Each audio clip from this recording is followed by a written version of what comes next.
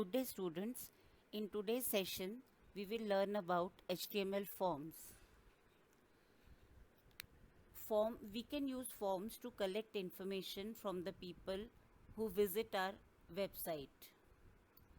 Forms provide an easy way to collect information from the web page visitors.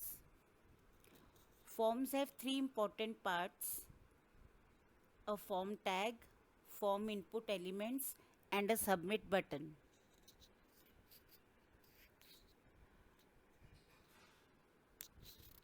HTML forms have many input controls like checkboxes, radio buttons, text fields, which are used to collect different types of data from the users.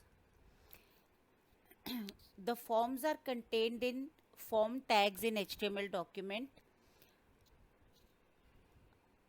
The form tag has two important attributes: action and method. Action specifies the URL where the information collected from the form will be sent, and method attribute is used how the data will be sent. Two methods are used: get and post. Get is an insecure method because it displays whatever data is entered by the user in the URL, and post is a secure method for sending data. So we can use either get or post method for sending data which we have collected from HTML forms. Now we'll learn about controls, various controls which are used in forms. The objects that allow input of data in a form are called controls, and different types of controls are checkboxes, radio buttons, text inputs, submit button, passwords, text area. All these are controls which are available to collect different types of data from users. We will discuss them one by one. First of all these controls are used, can be used by using input tag. The input tag is a multi-purpose tag that creates different types of controls.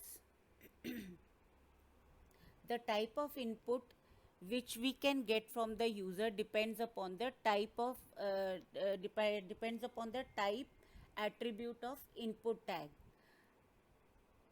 So almost all these controls must have name attribute, value attribute, and input tag is an empty tag. It is never closed. First of all, we will discuss checkboxes. Checkboxes are used when we provide several options to the user to select from, and the user can select multiple options from the available options. For example, subjects.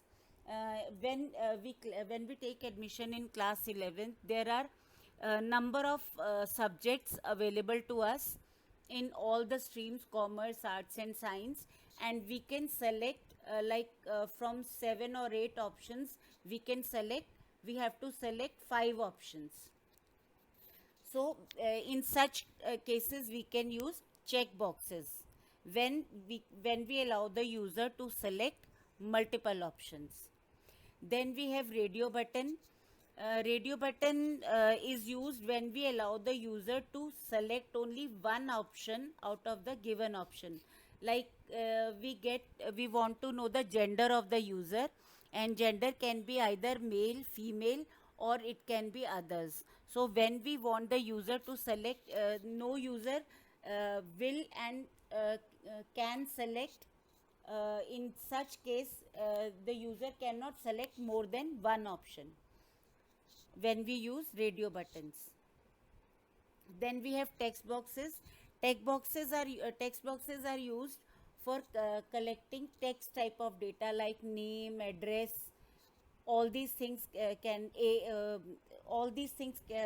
be uh, entered by using text boxes. Then we have password. When we want to enter some confidential data, when we want to get some sensitive information from the user, we can use password. Input type is equal to password, because whatever the user enters is not in readable form, it is encoded. Whatever input is provided by the user is in encoded form, it is not visible to others what the user has entered. So in such cases, like we want the user to enter the password or credit card number or account number, which we don't want others to know, then we can use password option. Then we have buttons, like we have submit button and reset button. Submit button is used in all the forms to send the data to the browser for processing.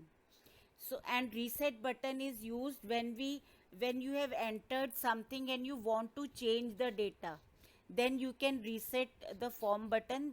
When you select reset button, the data entered by the user will not be sent to the browser, it will be erased from all the fields and you can enter new data, the same user can enter new data.